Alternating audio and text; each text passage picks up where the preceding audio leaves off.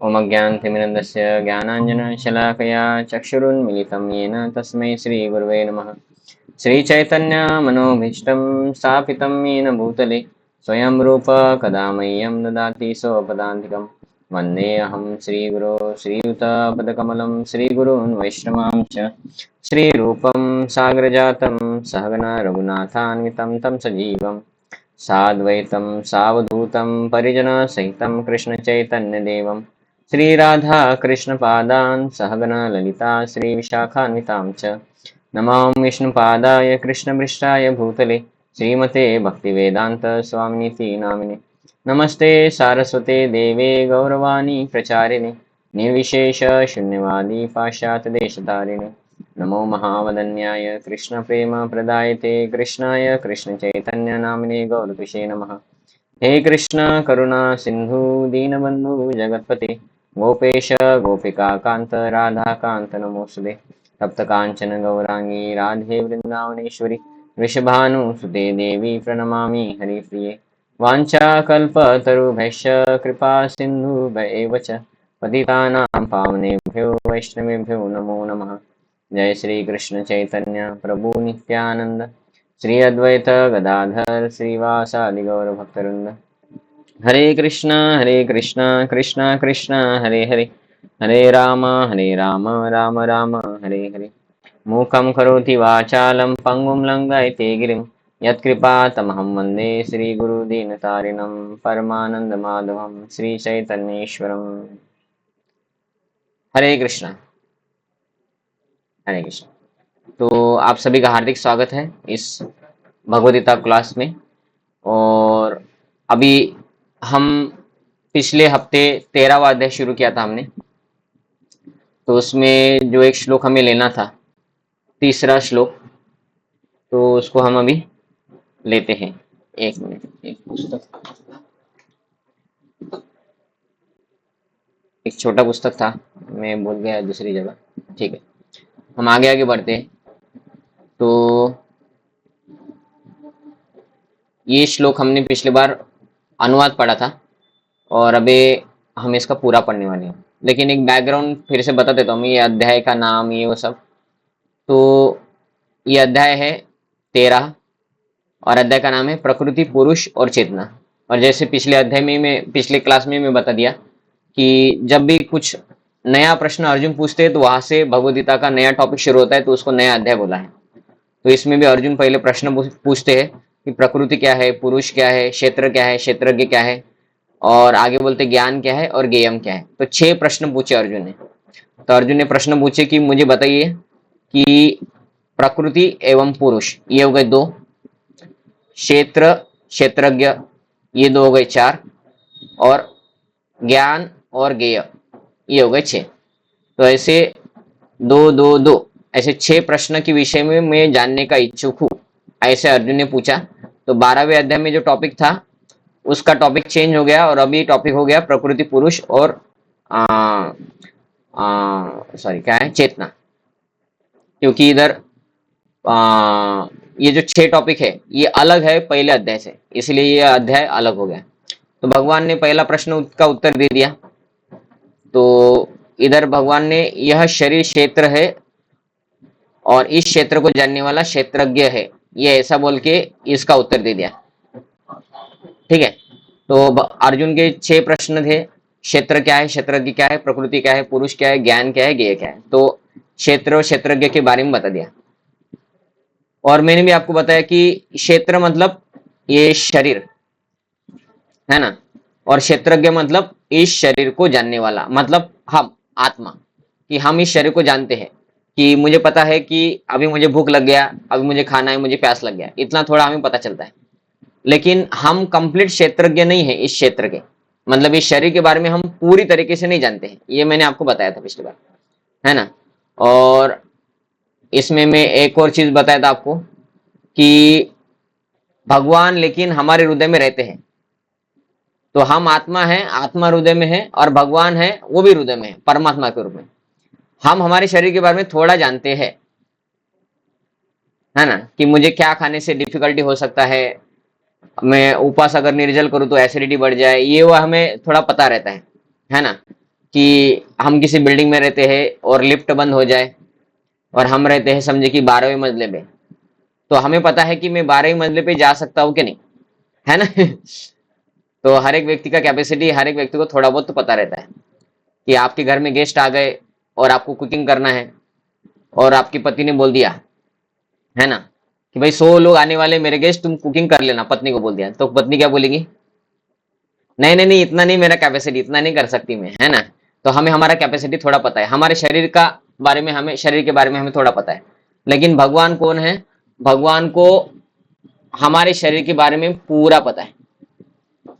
इतना ही नहीं, भगवान को हर एक व्यक्ति के शरीर के बारे में पता है ना। वो हमने देखा था कि इस क्लास में जितने भी भक्त है, उन सभी के शरीर में अभी क्या चल रहा है, कितना ऑक्सीजन हवा अंदर लिया और कितना छोड़ा, कार्बन डाइऑक्साइड, ये वो सब सब वो हमें कुछ भी पता नहीं। हमें तो कितना सांस ले रहे हैं वो भी पता नहीं। भगवान ने सांस ऑटोमेटिक करके दिया है, इसलिए हम कुछ भी काम करते हैं, सो भी जाते तो भी सांस चलते रहता है और हम जिंदा रहते हैं। तो हमारे शरीर में क्या हो रहा है हमें कुछ पता नहीं, लेकिन भगवान को सब पता है हमारे शरीर में क्या हो रहा है। तो हम क्षेत्रज्ञ है, लेकिन 100% क्षेत्रज्ञ नहीं है। भगवान 100% क्षेत्रज्ञ हमारे शरीर के, और हम हमारे शरीर के बारे में जानते हैं, हम दूसरे के शरीर में के बारे में नहीं जानते। लेकिन भगवान हर एक जीवात्मा ने जो शरीर धारण किया है वो क्षेत्रज्ञ कहलाता है, शरीर को क्षेत्र बोलते हैं। तो हर एक जीवात्मा में जो आत्मा है वो उस क्षेत्र या उस शरीर के बारे में नहीं जानता है, लेकिन भगवान हर एक शरीर के बारे में जानते हैं कि कुत्ते के शरीर में अभी क्या हो रहा है ना, वो डॉल्फिन के शरीर में क्या हो रहा है, पक्षी के शरीर में क्या हो रहा है, तितली के शरीर में क्या हो रहा है, सब कुछ भगवान को हर एक शरीर के बारे में पता है। तो भगवान हर एक शरीर के बारे में जानने वाले हैं, क्षेत्रज्ञ है, और हर एक शरीर के बारे में जानने वाले 100% क्षेत्रज्ञ है। तो ये हमने देखा था पिछली बार। अभी आगे का, तो इधर अर्जुन के प्रश्न के उत्तर देते हुए भगवान अभी आगे बोलते हैं कि तुम्हें ज्ञात होना चाहिए कि मैं भी समस्त शरीरों में ज्ञाता हूं। ये मैंने आपको बता दिया कि भगवान, हम आत्मा एक शरीर की ज्ञाता है, भगवान हर एक शरीर की ज्ञाता है, ऐसे भगवान स्वयं इधर बोल रहे हैं। और इस शरीर तथा इसके ज्ञाता को जान लेना ज्ञान कहलाता है। ये भी हमने देखा था। ज्ञानम ज्ञेयम, अर्जुन ने पूछा कि वह क्षेत्र के बारे में बताओ, भगवान ने बताया। अर्जुन ने पूछा कि ज्ञान और क्या है, ज्ञान क्या है और ज्ञेय क्या है, मतलब किस वस्तु के बारे में हमें जानना चाहिए, वो हो गया ज्ञेय।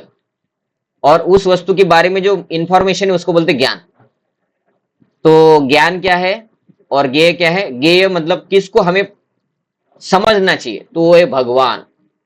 कि हमें बाकी कुछ समझे ना समझे, हम एकदम बेवकूफ नंबर 1 भी होंगे पूरी दुनिया में, तो भी अगर हमें समझता है कि भगवान कृष्ण है, और ज्ञेय क्या है कि ज्ञेय है कि भगवान की भक्ति करना, और भगवान के बारे में जो भी ज्ञान है उसको अपने जीवन में उतारना। एक मिनट हो गया, मुझे क्लास एक फोन आ रहा है। हरे कृष्णा प्रभु जी, दंडवत प्रणाम।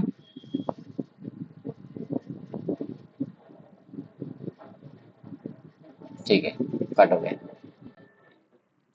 तो ज्ञान क्या है? भगवान की भक्ति करना। और ज्ञेय क्या है? भगवान को जानना, जानने योग्य व्यक्ति क्या है? भगवान है। तो ये भी हमारा हो गया था। अभी हम तीसरा श्लोक का तात्पर्य पढ़ने वाले थे।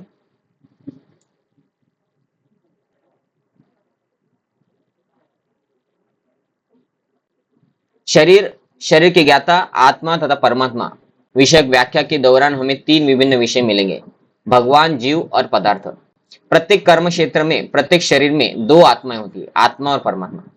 क्योंकि परमात्मा भगवान श्री कृष्ण का अंश है या स्वांश है, अतः कृष्ण कहते हैं मैं भी, है ना, मैं भी ज्ञाता हूं, लेकिन मैं शरीर का व्यष्टि ज्ञाता नहीं हूं, मैं परम ज्ञाता हूं।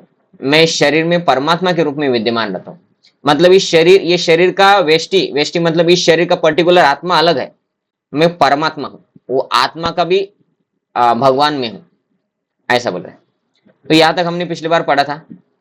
अभी आगे पढ़ते, जो क्षेत्रज्ञ के अध्ययन भगवत गीता के माध्यम से सूक्ष्मता से करता है उसे ज्ञान प्राप्त हो सकता है। तो भगवत गीता के माध्यम से क्षेत्र और क्षेत्रज्ञ के बारे में जो जानता है, ऐसा भगवान बोल रहे।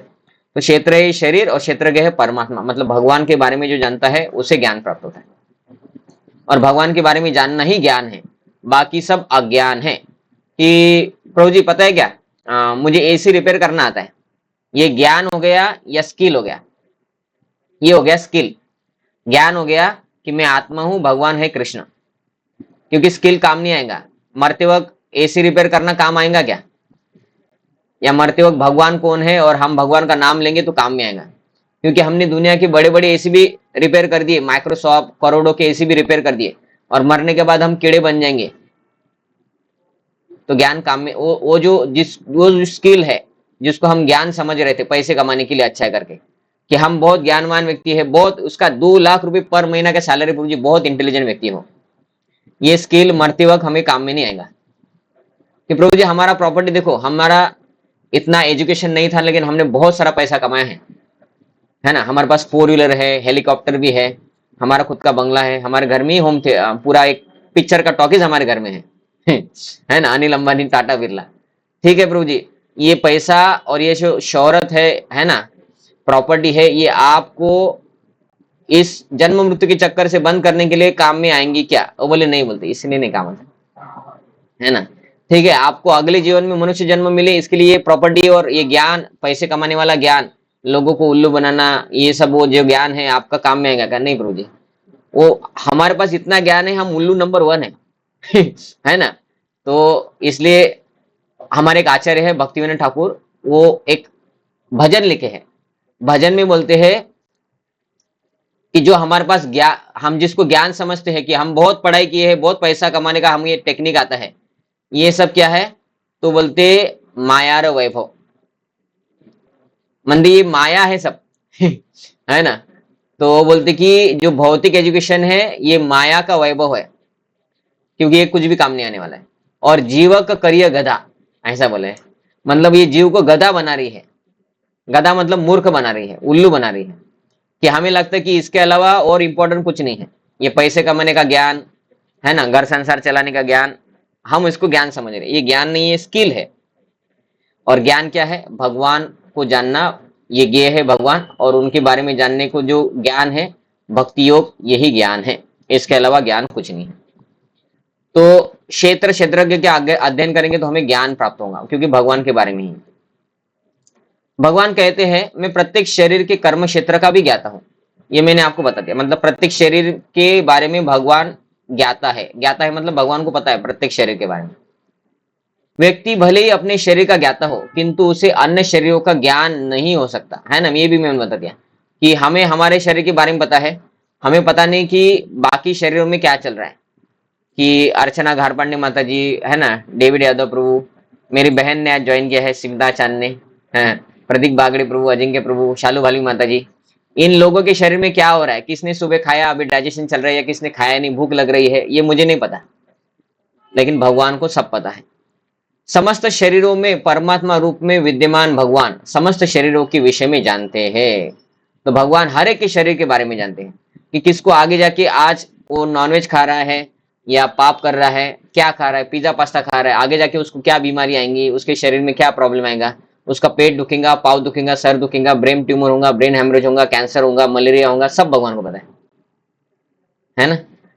तो लेकिन खाने वाले को भी पता नहीं, वो बोलते क्या प्रॉब्लम है, बोलते हम पिज्जा पास्ता खाते हैं, बाहर का अंडे का केक खाते, क्या प्रॉब्लम? कुछ भी तो नहीं प्रॉब्लम। हम नॉनवेज खाते, क्या प्रॉब्लम? कुछ भी प्रॉब्लम नहीं है, हमारे शरीर तो तंदुरुस्त है, बोलते भगवान को पता है सब। वे जीवन की विविध योनियों के सभी शरीरों को जानने वाले हैं, ये भी मैंने बता दिया आपको कि हर एक शरीर के बारे में भगवान को पता है। एक नागरिक अपने भूमिखंड, अब ये विषय, ये जो टॉपिक है उसका एक एग्जाम्पल देके प्रभुपाद जी समझा रहे हैं कि जैसे हमारा एक भूमिखंड मतलब हमारा एक लैंड है, हमारा एक प्रॉपर्टी है, ठीक है, इसको मैं डायरेक्ट बता देता आपको कि आपका कुछ तो 2000 स्क्वायर फुट का जमीन है। अभी उस जमीन के बारे में आपको सब कुछ पता है, बराबर है, बराबर है। आपके बाजू वाले व्यक्ति को पता है क्या कि एग्जैक्टली कितना स्क्वायर फुट है ना? कुछ नहीं पता। लेकिन देखिए गवर्नमेंट के पास हमसे ज्यादा इंफॉर्मेशन रहता है, पता है आपको। हमारा जो लैंड है वो 100 साल पहले किसके नाम पे था, फिर वो किसके नाम पे गया, फिर किसके गया, फिर किसके गया, फिर किसको गया, और अभी किसने हमको बेचा है, और हमारा लैंड कितना है, और हमारे लैंड के ऊपर कितना वो जो रहता है ना वो टैक्स वैक्स ये वो सब सब सब गवर्नमेंट को पता है। ये बराबर है ना? मतलब क्या है, हम हमारे प्रॉपर्टी के बारे में जानते हैं, हम दूसरे के प्रॉपर्टी के बारे में जानते हैं, लेकिन गवर्नमेंट हर एक प्रॉपर्टी का हर एक मैटर जानते हैं। कि हमने घर घर का जो कुछ रहता है ना, वो घर बांधना पड़ता है तो उसका परमिशन लेना पड़ता है, हमने परमिशन लिया कि नहीं लिया ये घर वालों को भी पता नहीं होगा, लेकिन गवर्नमेंट को पता है कि इसने 4 मंजिली इमारत बांधी, हमसे परमिशन ली कि नहीं। बराबर है ना? तो गवर्नमेंट को हर एक व्यक्ति के लैंड के बारे में पता है। वैसे ही भगवान है, लेकिन वो व्यक्ति को उसके लैंड के बारे में पता है बस, और गवर्नमेंट को हर एक व्यक्ति के लैंड के बारे में सब कुछ पता है। वैसे ही भगवान है और हम हैं, हम शरीर के बारे में, हमारे शरीर के बारे में थोड़ा जानते हैं, हम दूसरे के बारे में नहीं जानते, लेकिन भगवान हर एक व्यक्ति के शरीर के बारे में 100% जानते हैं। तो ये उदाहरण है कि राजा को अपने भू संपत्ति के बारे में तो ज्ञान है ना? राजा, इधर राजा बोला है, हम गवर्नमेंट बोले क्योंकि राजा का सिद्धांत हमें समझ में नहीं आता, क्योंकि अभी राजा नहीं है ना कोई, तो गवर्नमेंट बोल दिया मैंने। तो जैसे गवर्नमेंट को हर एक व्यक्ति के लैंड के बारे में पता है, लेकिन हर एक व्यक्ति को उसके लैंड के बारे में पता है, वैसे ही भगवान है, भगवान को हर एक व्यक्ति के बारे में सब कुछ पता है। इसी प्रकार कोई भले ही अपने शरीर का स्वामी हो, लेकिन परमेश्वर समस्त शरीरों के अधिपति है, मतलब समस्त शरीर के स्वामी। राजा अपने राज्य का मूल अधिपति होता है और नागरिक गौण अधिपति। अब ये गौण और मूल, इसका अर्थ क्या है? प्रमुख, प्रोप्राइटर एंड सेकेंडरी प्रोप्राइटर। आप आपका लैंड बेच सकते क्या? बेच सकते ना, हम हमारा लैंड बेच सकते ना, है ना? तो कभी कभी हमारी अगर इच्छा नहीं है तो भी बेच सकते क्या? नहीं, हमारी इच्छा होंगी तो ही बेचेंगे। लेकिन गवर्नमेंट कभी कभी क्या करता है कि भाई हमें अभी इधर डैम बनाना है, इधर से सब लोग उठो दूसरी जगह जाओ। हम नहीं बोल सकते ये मेरा लैंड है, हम नहीं देंगे, इधर डैम नहीं बना सकते। बोल सकते क्या आप?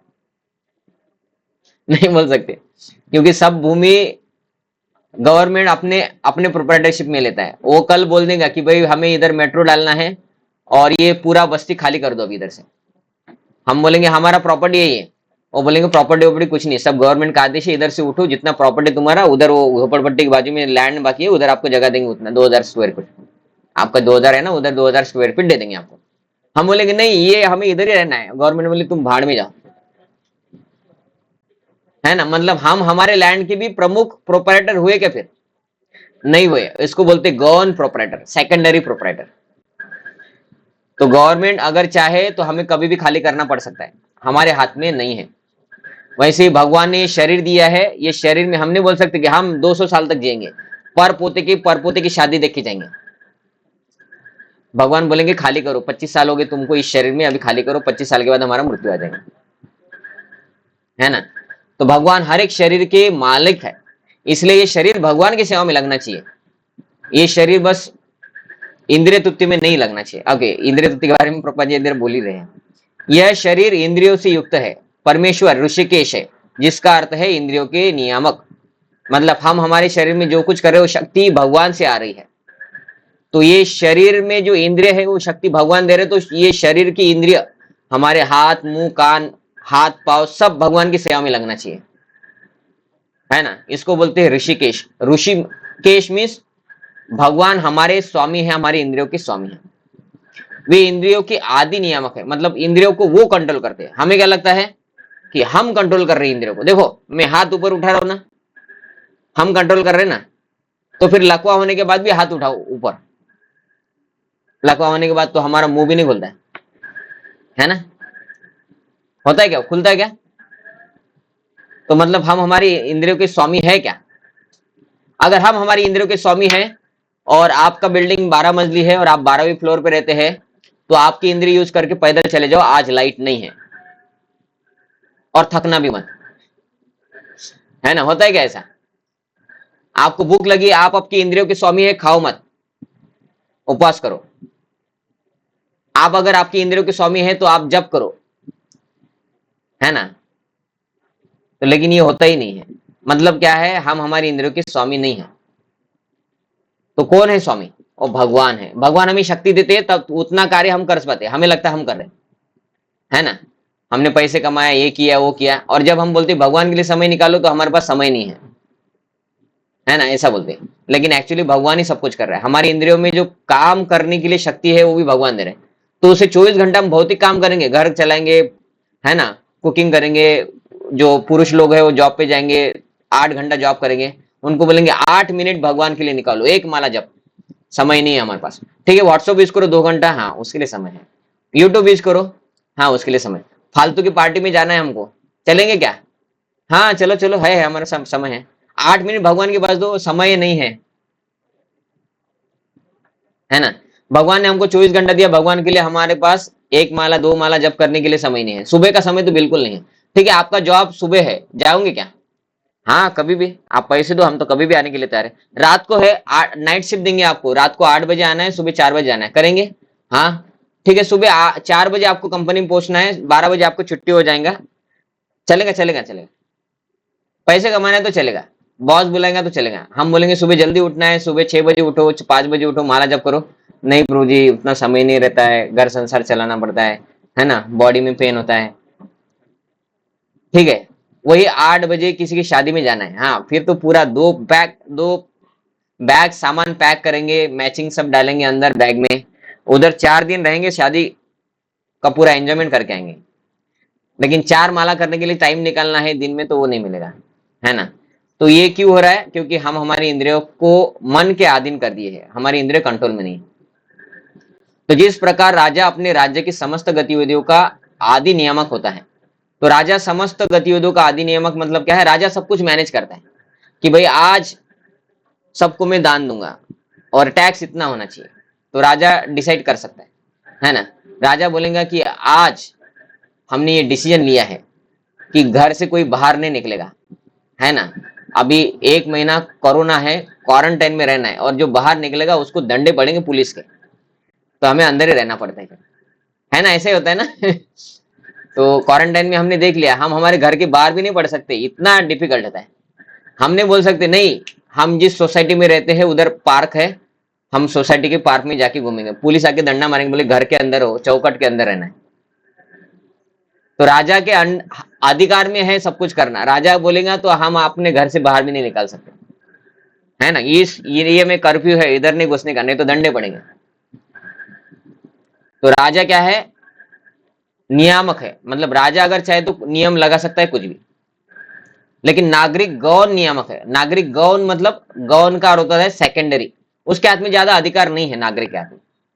नागरिक क्या बोलेगा? ज्यादा से ज्यादा अपने घर में बोलेगा कि भाई इधर कचरा मत डालो, इधर डाला करो, है ना, ऐसा। और गवर्नमेंट बोलेगा ये तालाब में कचरा मत डालना, नहीं तो पकड़ के लेके जाएंगे, तो फिर उसको सुनना पड़ेगा। तो नागरिक भी कभी कभी नियम बनाता है, लेकिन उसके नियम उसके लिए लागू होते, बस उसके नियम हर एक व्यक्ति के लिए नहीं लागू होते। लेकिन गवर्नमेंट हर एक व्यक्ति के लिए नियम बना सकता है। वैसे भगवान है, भगवान ने भी नियम दिए हैं हर एक व्यक्ति के लिए, और वो नियम है कि हर एक व्यक्ति ने भक्ति करना चाहिए। जो व्यक्ति भक्ति नहीं करेगा वो व्यक्ति नहीं बनेगा, वो कुत्ता बिल्ली बनेगा अगले जन्म में, है ना, ऐसा है, ये नियम है। भगवान का कथन है, मैं ज्ञाता भी हूं, इसका अर्थ है कि वे परम ज्ञाता है। जीवात्मा केवल अपने विशिष्ट शरीर को ही जानते हैं। वैदिक ग्रंथों में इस प्रकार वर्णन हुआ है। तो ये मैंने आपको बता दिया है कि हम हमारे शरीर के बारे में जानते हैं, भगवान हर एक के शरीर के बारे में जानते हैं। क्षेत्राणि हि शरीराणि बीजं चापि शुभाशुभे तानि वेत्ति स योगात्मा ततः क्षेत्रज्ञ उच्यते। यह शरीर कहलाता है। क्या है? क्षेत्र। यह शरीर क्षेत्र कहलाता है, और इस शरीर के भीतर इसके स्वामी तथा साथी परमेश्वर का वास है। मतलब इस शरीर में दो आत्मा है, एक है आत्मा हम, दूसरा है परमात्मा भगवान श्री कृष्ण, उनको बोला जाता है परमात्मा। जो शरीर और शरीर के स्वामी दोनों का जानने वाला है, कौन है? वो परमेश्वर।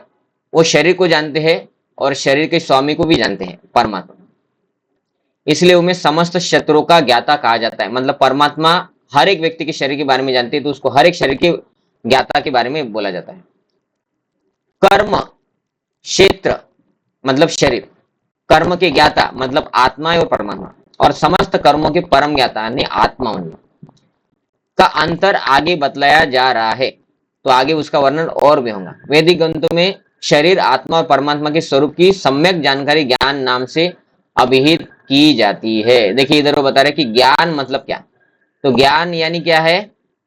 शरीर के बारे में जानना, आत्मा के बारे में जानना, परमात्मा के बारे में जानना।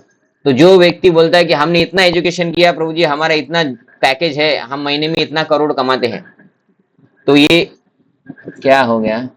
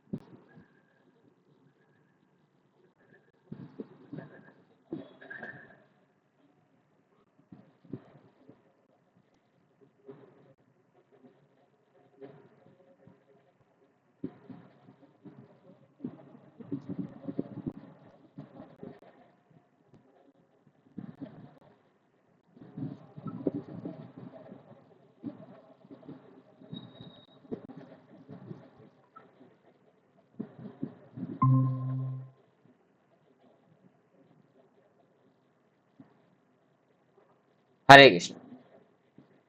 मेरा आवाज आ रहा है आपको?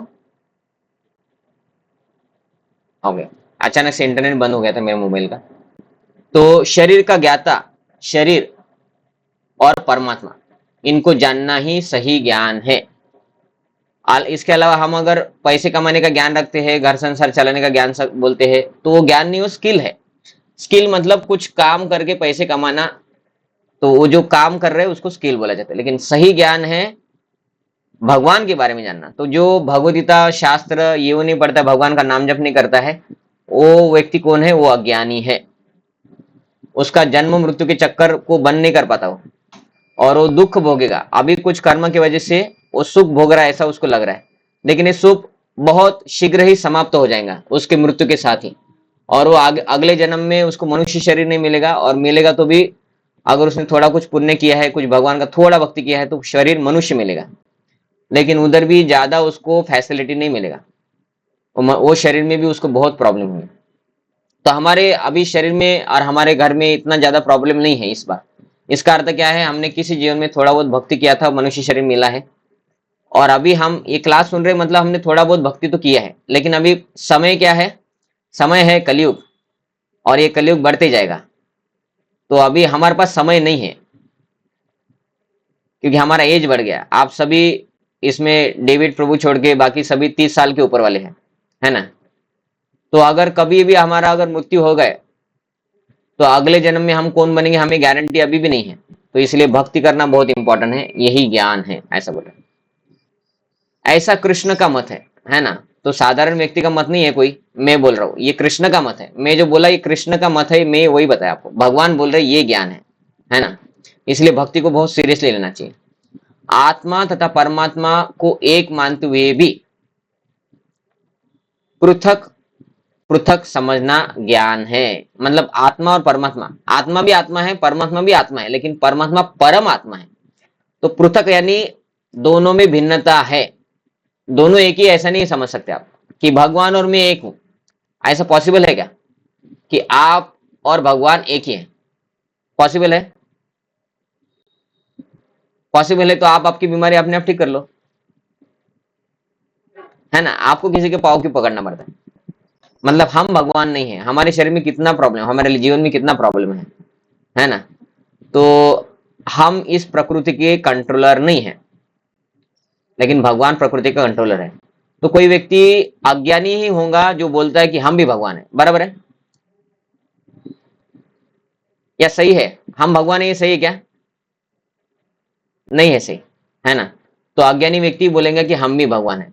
तो हम और भगवान में फर्क है, पृथक है, ये भी ज्ञान है। जो कर्म क्षेत्र और कर्म के ज्ञाता को नहीं समझता, मतलब भगवान और आत्मा को नहीं समझता, उसे पूर्ण ज्ञान नहीं होता। जो खुद को आत्मा नहीं समझ पाता और भगवान कृष्ण है और वही परमात्मा ये नहीं समझता, वो ज्ञानी नहीं है। वो कौन है? वो अज्ञानी है ना? अनपढ़ है।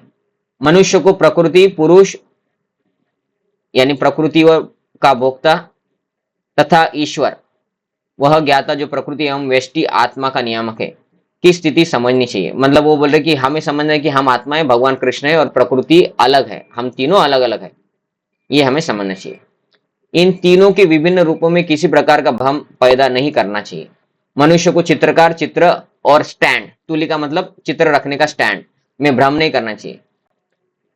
यह भौतिक जगत जो कर्म क्षेत्र में के रूप में है प्रकृति है, और इस प्रकृति का भोक्ता जीव है, और इन दोनों के ऊपर परम नियामक भगवान है ना। प्रकृति और आत्मा, इन दोनों के ऊपर है परमात्मा।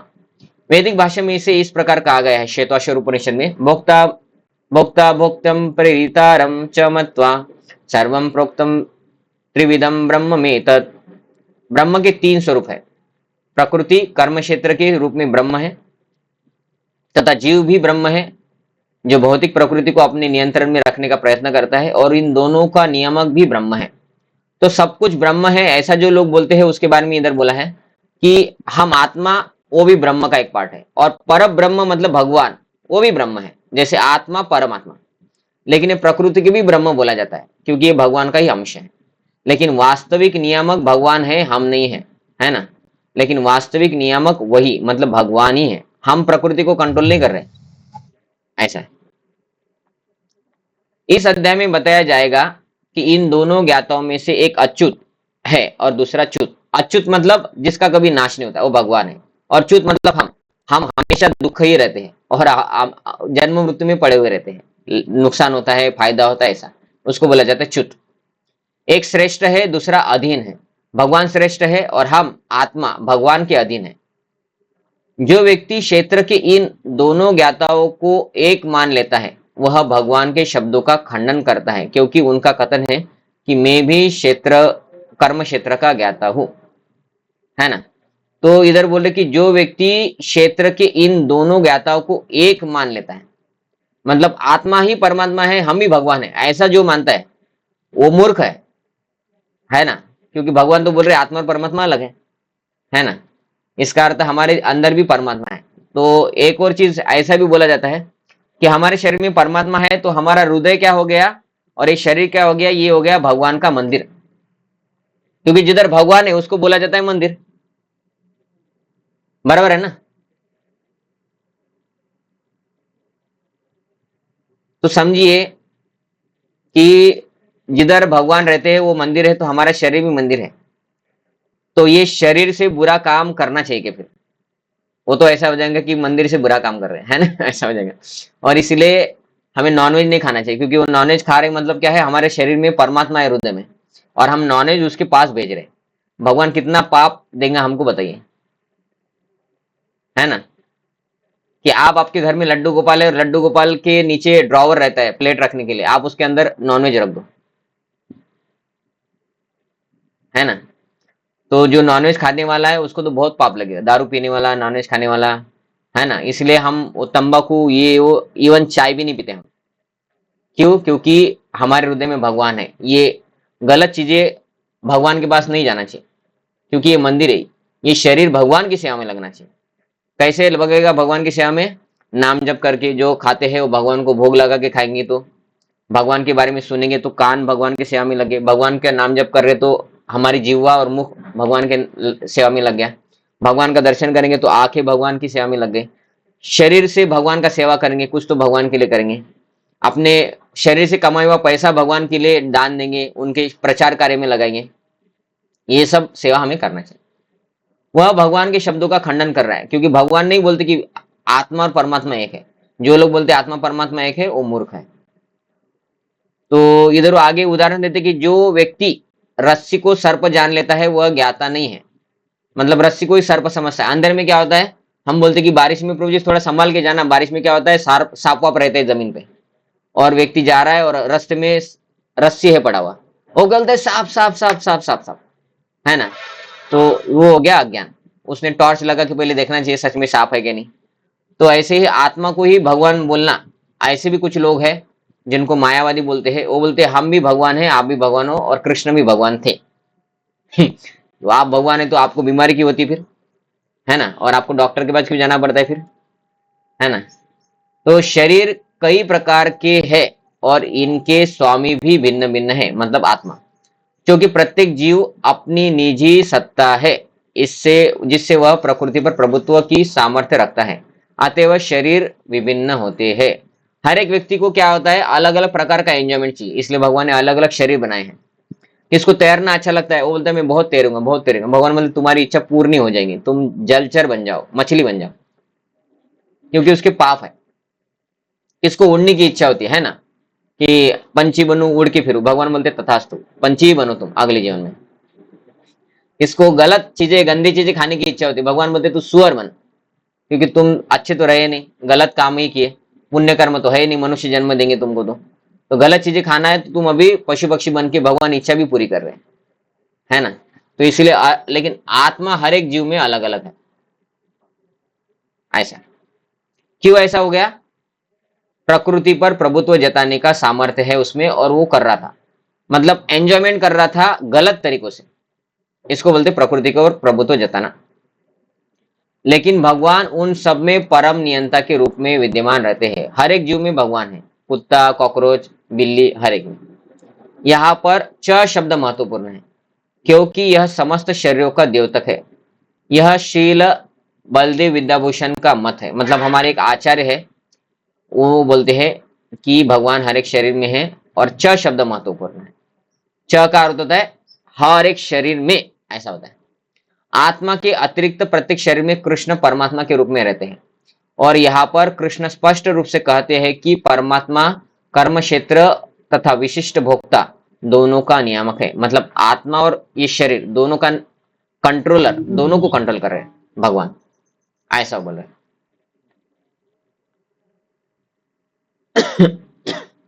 ठीक है, अभी नेक्स्ट श्लोक से हम डायरेक्ट अनुवाद ही पढ़ेंगे। इसमें ज्यादा थेरी है, इसलिए थोड़ा आपको ऐसा लगेगा ये क्या बता रहे, लेकिन ये जानना ज्ञान है, भगवान ने पहले बोल दिया है ना। तो आपको ज्ञान चाहिए तो ध्यान से सुनिए, है ना। और सुनते वक्त आपके मोबाइल में चेंज मत करते रहिए, ध्यान से सुनिए भी, ठीक है। तो अब तुम मुझसे यह सब संक्षिप्त में सुनो कि कर्म क्षेत्र क्या है, यह किस प्रकार बना है, इसमें क्या परिवर्तन होते हैं, यह कहाँ से उत्पन्न होता है, इस कर्म क्षेत्र को जानने वाला कौन है, और उसके क्या प्रभाव होते हैं। अभी इसके बारे में सब भगवान हमें बताएंगे, लेकिन हमने इसके बारे में सब पढ़ लिया है पहले ही, क्योंकि तात्पर्य में रूपा जी ने डायरेक्ट क्लियर कर दिया सब, क्षेत्र क्या है, क्षेत्र क्या है, उसके बारे में। तो हम अभी थोड़ा फास्ट जाएंगे।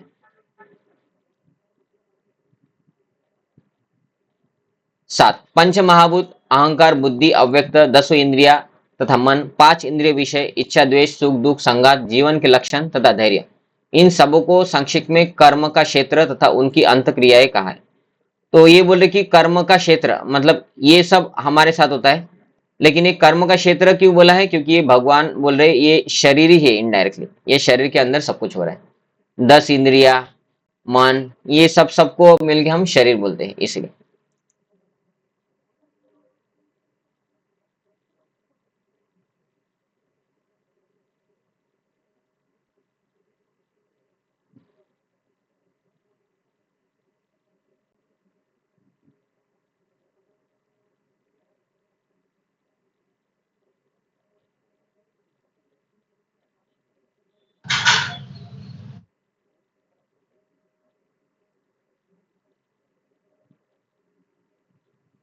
नेक्स्ट लोग देखते हैं, ये काफी लंबा है। 13 नंबर। अब मैं तुम्हें ज्ञेय के विषय में बतलाऊंगा, जिसे जानकर तुम नित्य ब्रह्म का आस्वादन कर सकोगे। यह ब्रह्म या आत्मा जो अनादि है और मेरे अधीन है, इस भौतिक जगत के कार्य कारण से परे है। ज्ञेय मतलब आत्मा और परमात्मा के बारे में जानना, उसके बारे में भगवान अभी उनको बताएंगे, ऐसा वो बोल रहे हैं। तो उनके हाथ पांव आंखें सिर तथा मुंह तथा उनके कान सर्वत्र है, मतलब क्या है भगवान। नहीं तो हमारे पाँव सब तरफ है क्या, हमारे आंखें सब तरफ है क्या, आपके घर में क्या कौन कर रहा है मुझे पता है क्या कुछ, है ना। तो अभी आपने वीडियो ऑन किया इसलिए हमें पता चल रहा है, जिन लोगों की वीडियो है बंद, तो मुझे तो पता ही नहीं कि वो लोग क्या कर रहे हैं, लेकिन भगवान आपको देख रहे हैं। है ना। तो इधर भगवान स्वयं बोल रहे कि ये जो ज्ञेय है भगवान है, पर ब्रह्म है, उनके हाथ पांव आंखें सिर और मुंह तथा उनके कान सर्वत्र है। इसलिए आपके घर में जब भोग लगाते हैं तो भगवान उनका मुंह है ना, हर जगह से खा रहे हैं। आंखें, आप क्या अच्छे काम कर रहे हैं क्या बुरे काम कर रहे हैं सब भगवान को पता है, क्योंकि उनके आंखें हर जगह है। तो आप ऐसा नहीं बोल सकते कि हमने नॉनवेज खाया लेकिन किसी को पता नहीं चला, हमने दारू पिया किसी को पता नहीं चला, हमने अवैध स्त्री पुरुष संग किया किसी को पता नहीं चला, हमने गलत वीडियो देखे हम किसी को पता ही नहीं चला। हम कितना इंटेलिजेंट है, भगवान को पता ही नहीं चला। इसलिए अभी हमने जो पाप किया उसका फल हमें नहीं मिलेगा। हमने क्राइम किया, एक व्यक्ति का मर्डर किया, गवर्नमेंट को पता ही नहीं चला, इसका मतलब क्या है? हम जो भी बुरा काम करते हैं, झूठ बोलते हैं, दूसरे को फंसाते हैं, या मर्डर भी कर दिया कुछ लोगों ने, तो उसका इस जन्म में गवर्नमेंट ने हमको सजा नहीं दिया क्योंकि उसका प्रूफ नहीं था, किसी ने देखा नहीं था। इसका अर्थ क्या है? जीवन के बाद भी कोई हमें कुछ नहीं कर सकता अभी। तो वो बोल रहे भगवान कि मैं हर जगह हूं, अंडांतरस्थ परमाणुचयांतरस्तम गोविंदमादि पुरुषम तमहम भजामि। मैं हर एक अणु में हूं। तो हवा में कितने अणु होते हैं? तो उधर भगवान है ना। और भगवान बोल रहे कि हर एक व्यक्ति को मैं पर्सनली देख रहा हूं कि भाई ये प्रभु जी और ये माता जी अभी क्या क्या कर रहे हैं, अच्छा काम कर रहे, बुरा काम कर रहे। क्यों? क्योंकि उनके हाथ पांव आंखें मुंह हर जगह है। इस प्रकार परमात्मा सभी वस्तुओं में व्याप्त होकर अवस्थित है, मतलब भगवान सब तरफ है। तो किधर भगवान नहीं है? हर जगह भगवान है। परमात्मा समस्त इंद्रियों की मूल स्रोत है, फिर भी वे इंद्रियों से रहित है। वे समस्त जीवों के पालन करता होकर भी अनासक्त है। तो हमारा पालन पोषण कौन कर रहा है? हमारा पालन पोषण हमें लगता है कि हमारे घर वाले कर रहे हैं, है ना। किसी को लगता है कि मैं कंपनी में जाता हूँ, कंपनी पैसा देती है तो कंपनी हमारा पालन पोषण कर रही है। तो हमारा पालन पोषण कर रहे भगवान, क्योंकि भगवान ने अगर बोला कि भाई इतना साल आपको फ्री में ऑक्सीजन दिया, कोरोना में एक दिन का ऑक्सीजन सिलेंडर का 7,000 रुपये लिया दिया तुमने, और एक दिन का 7,000 रुपये के हिसाब से अगर मैंने तुमको बिल भेजा बचपन से अभी तक, तो तुम उतना पैसा मुझे दे भी नहीं सकते। और मैं बोलता हूँ थोड़ा समय निकालो, मैं थोड़ी बोल रहा हूँ वो बस ऑक्सीजन का पैसा दे दो करके। हर दिन का 7,000, महीने का कितना हो गया प्रभु जी? 2,10,000। तो 2,10,000 आपको ऑक्सीजन का देना है मंदिर में भगवान को, कितने लोग देंगे बताओ? कोई नहीं दे सकता, है ना। हमारा इनकम ही नहीं उतना। तो भगवान हमको हमारे सेवा से बहुत कुछ दे रहे, हम सेवा करें ना करें। तो ये तो ऑक्सीजन का बिल हो गया। भगवान धूप दे रहे, धूप। बिना धूप बिना सूर्य प्रकाश का हमारा जीवन हो सकता है क्या? समझिए कि आपको खाना खाना है, तो बचपन में आपने सीखा होगा कि वनस्पति पेड़ पौधे, है ना, वो हमारा अन्न है, क्योंकि हम वेजिटेरियन है। तो वनस्पति पेड़ पौधे ग्रेन्स खाते हैं। वो पेड़ पौधे ग्रेन्स वो कहाँ से आते हैं? वो आते हैं कि भगवान ने जो सूर्य दिया है, वो सूर्य के प्रकाश संश्लेषण क्रिया होता है, उसको बोलते हैं फोटोसिंथेसिस। और प्रकाश संश्लेषण क्रिया से वो वनस्पति उगता है, उस वनस्पति को हम खाते हैं तो हमारा जीवन चल जाता है। समझिए कि सूर्य नहीं है, तो सूर्य नहीं है तो अन्न बनेगा ही नहीं, फिर आप क्या खाएंगे? हम बनेंगे, हम बोलेंगे हम फैक्ट्री तैयार करेंगे और फैक्ट्री में हम कुछ तैयार करेंगे, तो उसके लिए भी आपको खाने की वस्तु ही खाना पड़ेगा। नट बोल्ट तैयार करके नहीं खा सकते। खा सकते क्या? नहीं खा सकते। तो हमको अन्न ही बनाना पड़ेगा। तो जितना भी हम अन्न खाते हैं वो सब पृथ्वी से बाहर आता है, और फोटोसिंथेसिस क्रिया से ही बाहर आता है। और फोटोसिंथेसिस प्रकाश संश्लेषण क्रिया के लिए लगता है सूर्य। समझिए कि भगवान ने बोला कि भाई ये लोग बहुत पापी लोग हो गए, अभी मैं 10 साल के लिए सूर्य को भेजूंगा ही नहीं। तो पृथ्वी पे जितना अन्न है वो धीरे धीरे कम करके खत्म हो जाएगा, और कुछ अमीर लोग हैं वो अन्न को खरीद के रख लेंगे अपने गोडाउन में। और अभी राइस जो कंट्रोल में 2 रुपए किलो मिलता होगा, है ना, और बाहर अगर लेंगे हम तो 30 रुपए किलो मिलता होगा, और राइस के प्राइस बन जाएंगे 3,000 रुपए किलो। आपको चाहिए तो ले लो। गेहूं 5,000 रुपए किलो। तो कौन नहीं खरीदेगा बताओ? पैसा खत्म होने तक लोग खरीदेंगे, और उसके बाद वो राइस भी और ग्रेन भी खत्म हो जाएगा, गेहूं खत्म हो जाएगा, क्योंकि 10 साल से सूर्य नहीं आ रहा है, किधर कुछ अन्न बन ही नहीं रहा है। और फैक्ट्री तो चालू है, लेकिन फैक्ट्री का जो आउटपुट है नट बोल्ट, है ना, वो खा नहीं सकते। तो क्या हो जाएगा? मतलब क्या है? हम भगवान के ऊपर आश्रित हैं। तो भगवान हमारा समस्त जीवों का पालन करता है, ये हमें जानना ही पड़ेगा। हमें लगता है हमने सब कुछ किया है, नहीं, भगवान सब कुछ कर रहे हैं, उसमें थोड़ा बहुत हम कर रहे हैं और हमें लगता है हम कर रहे हैं, है ना। तो फिर भगवान का सेवा करना हमारा रिस्पॉन्सिबिलिटी है या ऑप्शनल है? रिस्पॉन्सिबिलिटी है। भगवान का नाम जप करना हमारा रिस्पॉन्सिबिलिटी है, ये हमारा कर्तव्य है, क्योंकि इतना सब कुछ लिया है भगवान से, तो भगवान ने जो बोला उसका आदेश पालन भी तो करना पड़ेगा कि गलत काम मत कीजिए, नॉनवेज मत खाइए, ये मत खाइए, है ना, और अच्छे काम कीजिए। अच्छे काम मतलब भगवान की भक्ति, उसके अलावा कुछ नहीं, है ना। तो क्योंकि भगवान हमारे पालन करता है, वे प्रकृति के गुणों से परे है। कृपया माइक ऑन न करें। फिर भी वे भौतिक प्रकृति के समस्त गुणों के स्वामी हैं। वो तीन गुणों से परे है, मतलब निर्गुण है, लेकिन वो गुणों के स्वामी हैं। इसलिए भगवान बोलते हैं माया मेरी है ना, भगवान माया के अधीश्वर है। नेक्स्ट, परम सत्य जड़ तथा जंगम। जड़ मतलब डेड वस्तु, जंगम मतलब मूवेबल, समस्त जीवों के बाहर तथा भीतर स्थित है। मतलब हर एक वस्तु के, समझे कि एक वस्तु लिया कुछ भी, तो उसके अंदर भगवान है, उसके बाहर भी भगवान है, ऐसा इधर बोल रहे हैं। क्योंकि भगवान क्या है, हर अणु में भगवान है। तो किसी वस्तु के अंदर अणु है, उधर भी भगवान है, किसी वस्तु के बाहर हवा है, अणु है उसमें, उधर भी भगवान है। भगवान हर जगह है। आप किधर भी जाके कुछ भी गलत नहीं कर सकते कि मुझे किसी ने देखा नहीं करके। एक स्टोरी आता है, अभी ध्यान से सुनिए, ठीक है।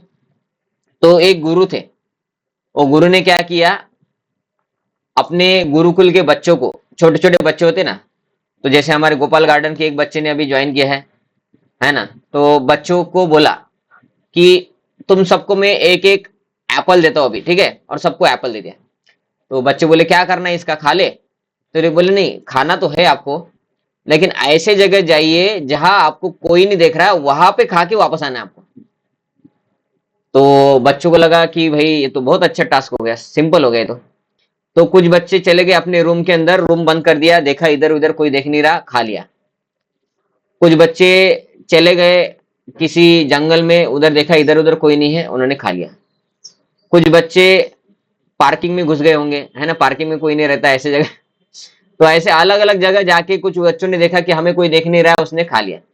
एक बच्चा बहुत इंटेलिजेंट था, वो एप्पल लेके वापस आ गया गुरु के पास, और गुरु को बोला कि भाई मैं एप्पल खा ही नहीं पाया।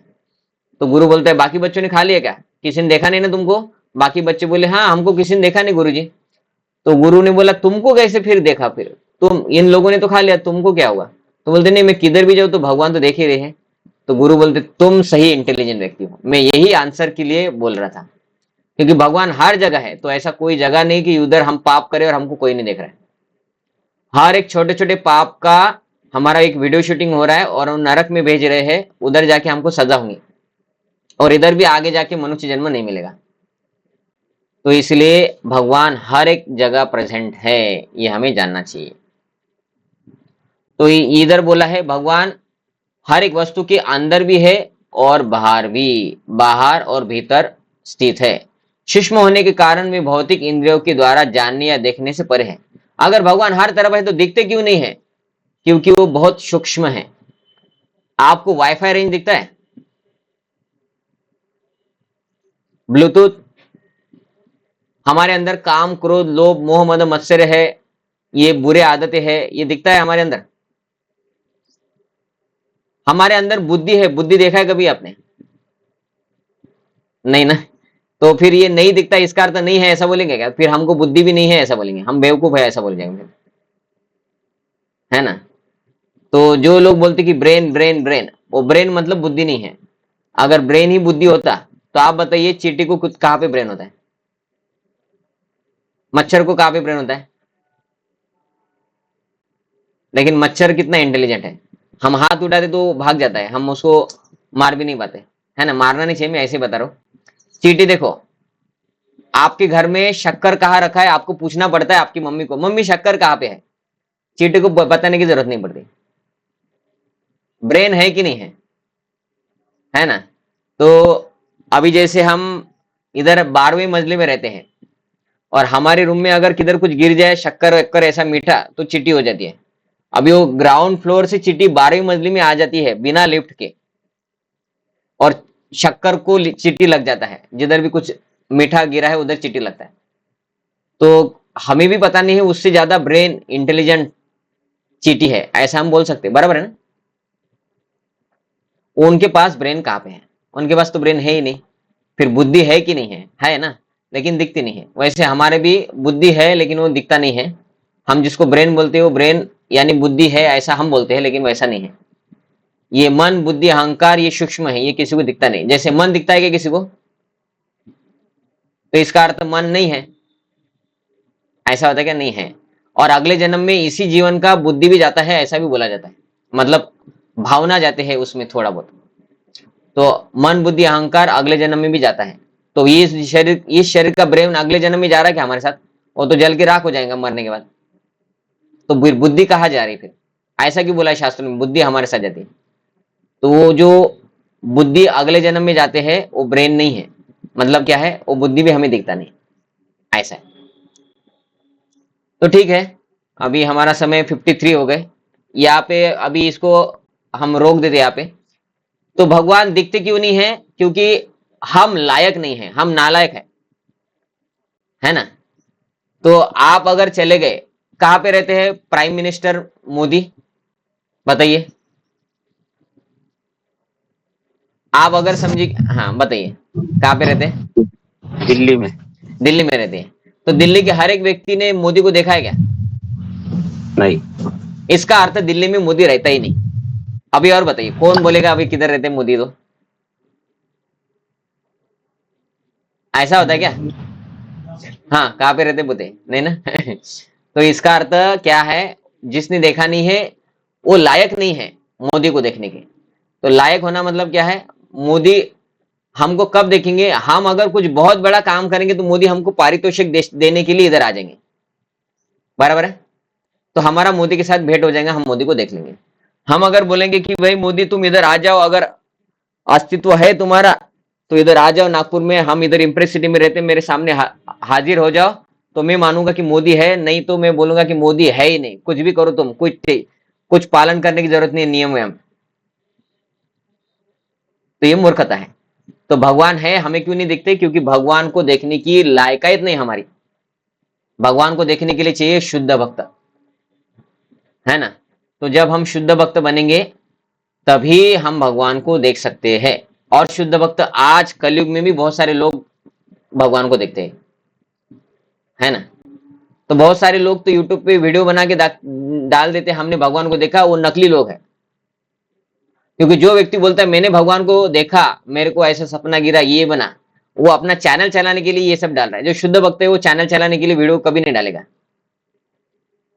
है ना। उनके फॉलोअर डाल सकते हैं, लेकिन बहुत सारे लोग रहते हैं यूट्यूब पे अपना ढोंगी भक्ति दिखाते हैं कि हमारे घर में लड्डू गोपाल थे, एक दिन गायब हो गए, उनको भूख लगी थी, भगवान ने हमको सपने में आके ऐसा बोला। ये सब ढोंगी भक्ति वाले लोग हैं, वो सही नहीं है। लेकिन अभी भी आज भी साधु अच्छे साधु है कि उनको भगवान दर्शन देते हैं, है ना। तो उनको दे रहे, हमको क्यों नहीं दे रहे? क्योंकि भगवान है, हम अशुद्ध है, वो शुद्ध है। तो शुद्धता, भगवान का भक्ति करके शुद्ध होना, फिर हमें भगवान का दर्शन हो सकता है। तब भगवान हर जगह दिखते क्यों नहीं? क्योंकि हम भक्ति नहीं कर रहे ना अच्छे से, इसलिए दिखते नहीं। यद्यपि वे अत्यंत दूर रहते हैं किंतु हम सबों के निकट भी है। कहाँ पे है भगवान? हमारे हृदय में है। और दूर कहाँ पे है? भगवान के धाम में। तो भगवान के धाम में भी भगवान है, हमारे हृदय में भी है। तो भगवान तो पास में ही है, बस क्या है, हमें भक्ति करके शुद्ध होना है, तो हम भगवान को जान पाएंगे। ठीक है, यहाँ पे हम रुक जाते हैं। हरे कृष्णा कृष्णा कृष्णा हरे हरे, हरे राम राम राम हरे हरे। तो आपका कुछ प्रश्न है क्या? ये हमारे गोपाल गार्डन के स्टूडेंट है, ये जो कर रहे हैं ना राधा गोपीनाथ को, उन्होंने टोपी पहना दी। आपको लग रहा होगा ये कौन कर रहा है ऐसा। तो आपको कुछ प्रश्न है? ठीक है, तो यहाँ पे हम रुक जाते हैं। प्रभु हम्म। जी, एक व्हाट्सअप कॉल करते जाओ जब ज्वाइन करते तब। अभी व्हाट्सअप। मैं खाली पीली या किताब पढ़ रहा था, गाड़ी 8 बजे पहुंच गई थी यहाँ। हम्म। लेकिन यहाँ किताब पढ़ रहा था, वो जन्म मृत्यु से परे। और अभी मोबाइल काय के लिए मैं इधर सोने के लिए एक प्रवचन लगा था, बोला तब उठाया, तब पता चला कि अपना, और ऑलरेडी मैं सवेरे यही ग्रुप में डाला अपने नित्यानंद सभा के हाँ सबके हाँ लिए, और मैं खुद नहीं कर पाया ज्वाइन। ओके क्लास ऐसा होता अलार्म लावायचा क्लासच्या दिवशी, मंगळवारचा अलार्म लावायचा. मी अलार्मच लावते. ते अलाराम माताजी मी लावतो तर कधी संध्याकाळी वाजते कधी नहीं नहीं, ते काही मैं समजायला आपको नाही. अलार्म लगा के दे दूंगा. हा अलार्म लावून द्या. ये क्या होता है, व्हाट्सएप ग्रुप में हमारे ज्यादा मेंबर हो गए ना, उसके बाद ग्रुप व्हाट्सएप कॉल नहीं होता है. उसमें 7-8 मेंबर अच्छा. होंगे तो ग्रुप व्हाट्सएप कॉल होता है. उसके अलावा अगर हो. आपको करना है तो पर्सनली हर एक व्यक्ति को कर नहीं सकते, हम्म. नाही है हर ना. एक व्यक्ति को तो करा. इसलिए मैं क्या करता हूँ, मैं रिमाइंडर बहुत भेजता हूँ. एक कल कल भेजा था, एक आज सुबह भेजा, और कभी कभी मैं आज 8 बजे सुबह से देखा पहले था भी मंगल आरती में, करता. हम्म. और सुबह मैं खुद दूसरे ग्रुप में डाला उसको, ठीक है, लेकिन खुद नहीं कर पाया.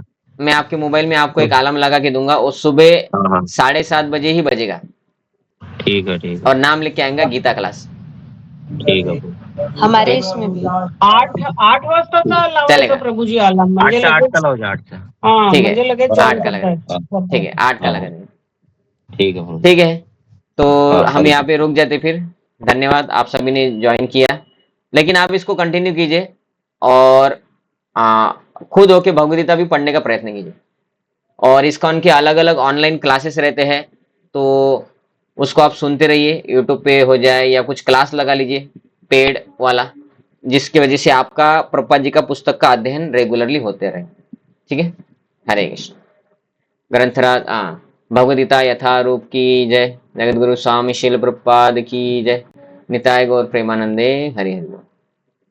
ठीक है, अभी आप लीव कर सकते हैं. हरे कृष्ण. हरे कृष्ण.